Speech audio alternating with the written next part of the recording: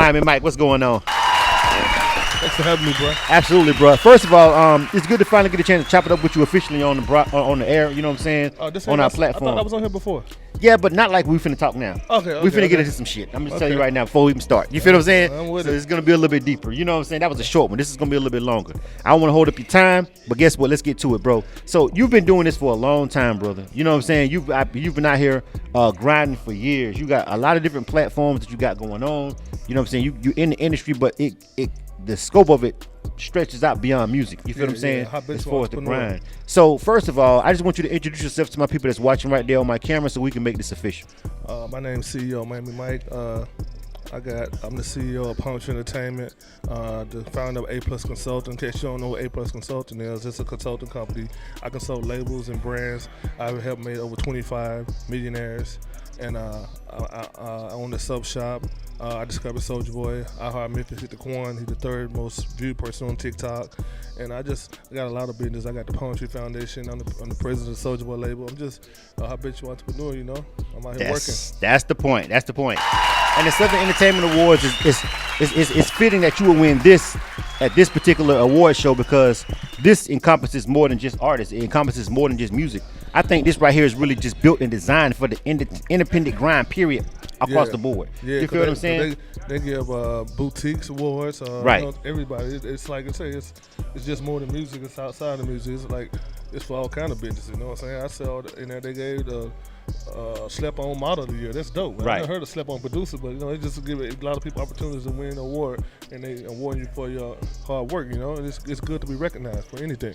Being a serial entrepreneur, bro, is people don't understand the work behind that. Like, I mean, a lot of people say they want to be bosses and they just start a lot of things, but really being a serial entrepreneur and starting these businesses, everybody has to. It has to be in you. It can't be on you. It got to be in you. What's your internal fire? What makes you keep going when you say, okay, I already got this. I already done got artists paid. I'm dealing with millionaires. I got businesses and all that. And then you go and start something else. It's got to be something internally, bro, that clock you to make you want to go and do that. What is it? Can you explain it? I just try to get into something that I can do that I don't have that much competition in. That has a great money flip. You know what I'm saying? Anything the numbers right. It's about business with me. Like when I got the soul company, my partner Rico. He had been trying to get me to get into it with him for years, but I didn't see the thing. But when I started, I didn't see it. Because sometimes you don't see shit. Right. People try to tell you something like a bad kid. You don't see. He was telling me for years, but when I started seeing them buying horses for $2 million and shit, that changes things, right? I'm like, damn, Rico, how you getting on that money? I've been telling you, I've been selling soap. So, you know what I'm saying? So when I see the money, it's a no-brainer. When I see what it'll do, because I saw this dude come from nothing. Then I saw from just just having a regular job to buying horses at $2 million. Right. You know what I'm saying? Depositing $10 million in the accounts. I saw this, so I'm like, damn. You know what I'm saying? Soap. I just want to be clear. Yeah, because I didn't see it because I never been in the soap business. Sometimes you don't see shit. Who the fuck is in the soap business, Mike? Yeah. Nobody's in the soap business. I don't know anybody that was be like shit soap. About it. Yeah, you know what I'm saying? Yeah, that's why I went from dope to soap. That's why. The host of the show said that on the stage, and it was funny to me. You know what I'm saying? That's my slogan. I say to people, I went from dope to soap. I did. And how? I mean, did you? What was there something about that industry that just kind of blew your mind? Like, okay, business is business and money is money, but it's got to be something that you learned along the way that was like, bro, I never even thought about that. On my test runs, when I was selling drugs, like only before I went to prison, did my time. I don't sell drugs no more, y'all. I did my time. I did 7 years in prison. But make sure we clear on that. When I was selling drugs, my only booming days was like on the 1st and 15th. Right. You know what I'm saying? And people ain't got their check like on a Friday. But then when I first got into the soap game, I was testing the stuff I was doing. It was booming every day. And then it wasn't just certain people like people on drugs or people selling. It was like old people, young people, preachers, doctors, lawyers. Everybody was buying. It was like selling dope, but it was legal. So I was like, damn. But Mike, in the dope game, they always tell you good dope sell itself. Like does the soap itself it's got to be something like that? The soap has to be great. Is the soap really good? Yeah, it sells itself. That's what I want to know. Is the soap really that good? It's good. It sells itself. And put it like this, man. It's the same, just like say Procter & Gamble, the same people make everybody's stuff. Right. Like Johnson & Johnson make like 100 products. They make our soap, me and Rico done soap for the soap shop. It's the same thing. Just say you buy some Benadryl. Just say you buy some Benadryl for $9, okay, or $7. Some states different, but you go get the generic box over there right by with the same ingredients, but it's in a black and white box. It ain't but $2, but it's the same thing. The same company made it. You just Benadryl, you're paying for the brand. Same with soap. This is the same with Tide and Gain. With my soap, it's the same people make it, but you paying Tide and Gain spend $300 a year on marketing and advertising. You paying for the brand. So basically, y'all. Yeah. The same shit, just the same thing was coming from Escobar or whoever. You know what I'm saying? But y'all just packaging it different with a different stamp on it. Yeah. Okay, then just so we clear. You know what I'm saying? So we understand you what it is. You gotta go through USDA audit. So somebody break out on that shit, you can be fucked with you. So it's already approved audit. You know, it's like, you know. I gotta ask you a music industry question because you know what I'm saying. You so deep in the game with that, and you've been at it for a while, bro. Right now, can you give me one thing that just really just aggravate the hell out you right now about the industry? Something that you just like, bro, y'all just these cats really don't get it, and something that you wish you could just do away with it in the game. I hate when artists try to be like other artists and try to be themselves. Really? Copycats. Really? And I hate when people say radio gonna go out of business. I like, dude, radio ain't going no fucking where. You don't think so? You don't think FM is dying? Radio ain't going you no. don't believe that? Okay, you key to it. That's an interesting conversation. Let's go. Jimmy Iovine told me, I'm going back to this. I got a story for everything. Jimmy Iovine that got the only Beats by Dre. Before this shit came out, when Soulja Boy got signed, he was in the office, he was talking about the headphones. He's like, yeah, this and that. You know, I'm the type of person, if I don't understand someone ask you questions, I'm like, man, what's so special about some fucking headphones? Ain't nobody going around, at the time, what nobody going around listen to headphones? Right. He said, because I didn't understand, I wanted to know, because I didn't want to be up here faking like I know what they're talking about.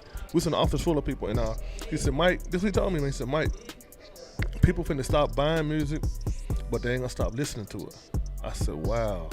You're a genius. That true. He said, yeah, Tower Records, all these companies finna go out of business. But that's before we know what streaming was.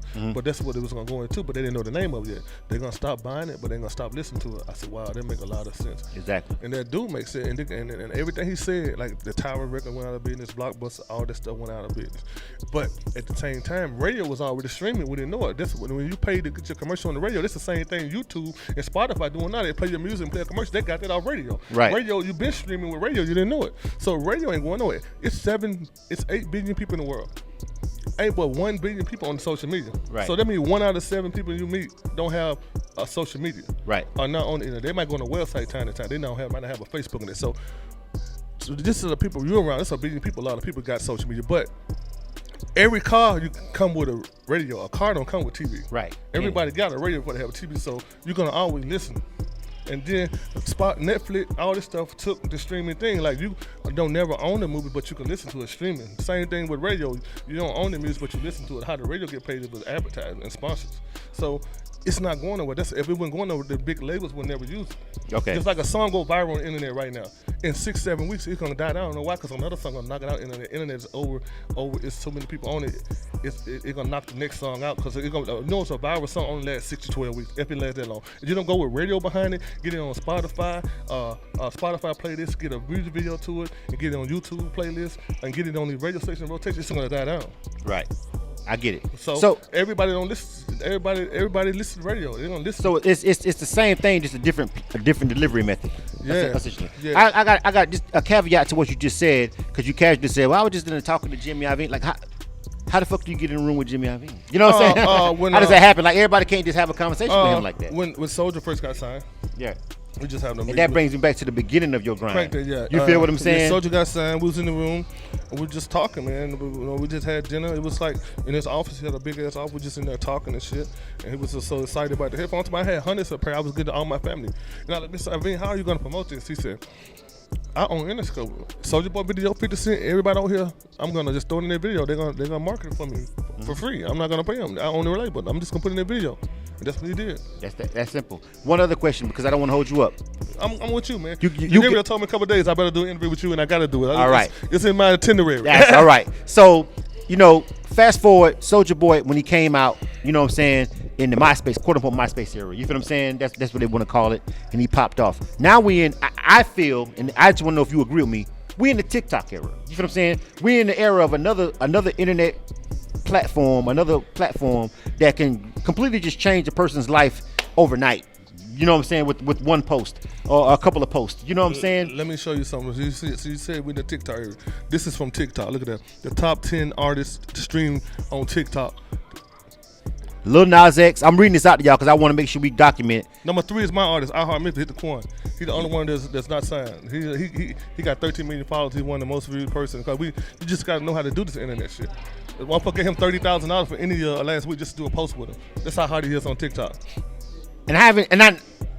Lil Nas X, Lizzo, I Heart Memphis, Jason Derulo, Oliver Tree, Corey LeRae, Selena Gomez, Charlie Puth, Billie Eilish, and Benny Blanco. That's who's on this particular list that he just showed me.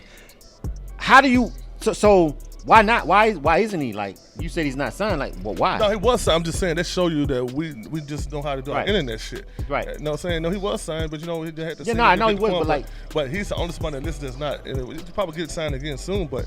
You know, when you signed to me, it was, you do a 5-year deal or a 5-year album, whatever come first. But I'm just showing you, we know our internet shit. Right. So you're at the SCA Awards and you won Power Player of the Year. That means you have the power to influence. You are a person in the game that people need to know. An artist comes up to I'm pretty sure some artists that came up to you while you've been here this past couple of days, asking you, trying to get gems, trying to get help or whatever. What's the first thing that you tell an artist when they come up to you? And they want to work with you, or they ask you, can they get with you? Can they be on your label? Can they be on your? Can they work with your company? What's the first thing you gonna tell them? I just like an artist.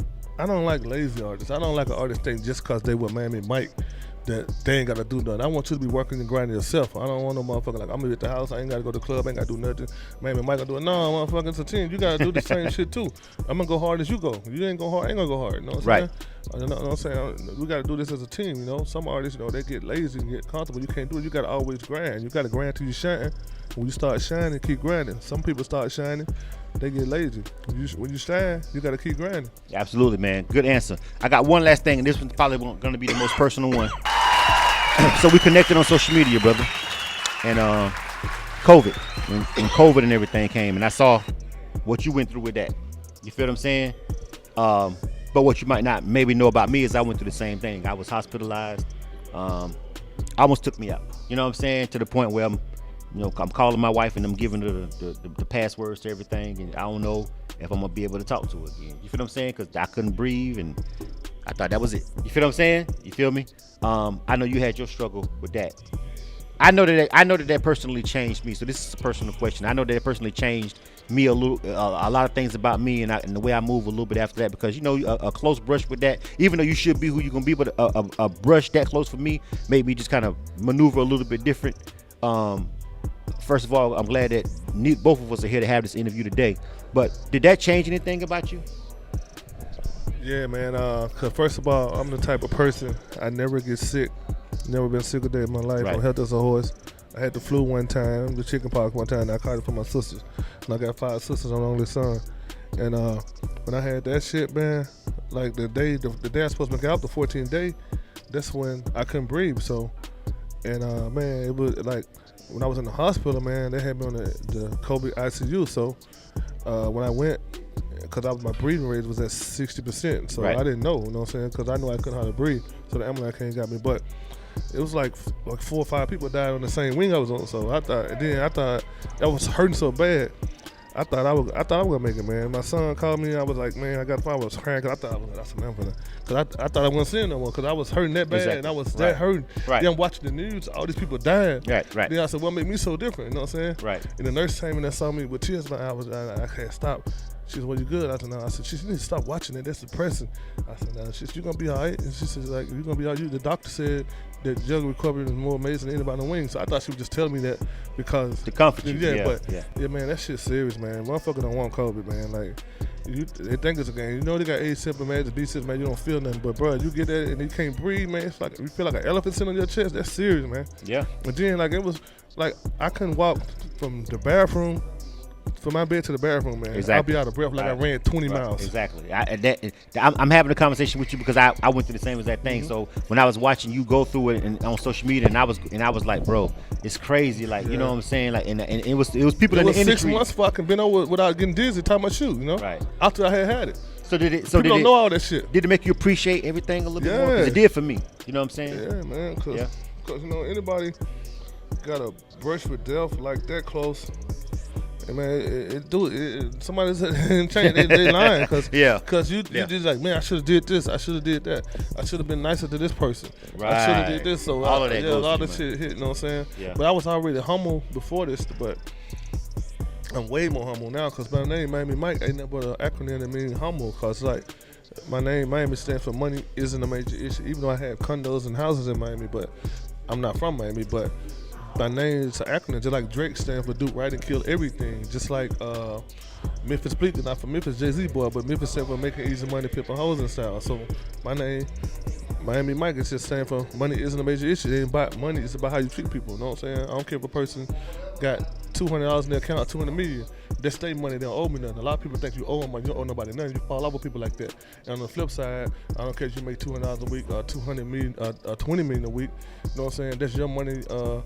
And you don't owe me nothing. Then at the end of the day, I'm not gonna treat you bad if you got $2 in your account or 20 million, because that's your, because I'm not gonna treat a person based on their financials, you know. Right. So I'm gonna give you a chance to be my best friend or my worst enemy. It's on you, because I ain't gonna prejudge nobody. I'm gonna give everybody. I'm gonna treat people how I want to be treated. You know what I'm saying? Good stuff, man. By respect. I learned today what the Miami means for you. You feel what I'm saying? That's what I learned today. This is K-100 Radio, and we wrapping this up. You I appreciate are it. tuned into K-100 Radio. Before we go, man, R&B. Miami Mike, tell them anything that you wanted to know that we didn't discuss, whatever the people may be watching. Make sure y'all follow me on Instagram, CEO Miami Mike. And make sure y'all go to soapshopfranchise.com. Check me out. And it's the Soap Shop Franchise on Instagram. And you know what I'm saying? You got some dreams, man. Like, just hope and pray every day they grow. You know what I'm saying? When a farmer plants his crop, he don't know if it's going to rain a day later or 6 months later. But you know what? He hope and pray every day that it rains so his crops can grow. You guys got to do the same about your dreams. You got to hope and pray every day about your dreams to grow and come to reality. Absolutely, man. CEO Miami Mike, man. Again, 19th Annual Southern Entertainment Awards, Power Player Executive of the Year. Deserved, well deserved. You feel what I'm saying? You got a lot going on, brother. You feel what I'm saying? And I appreciate your time. You dig? Well, I'm finna get it right now. You know what I'm saying? This is off the camera. Hit the subscribe button, and you don't need to be privileged to none of this right here. K-100 Radio.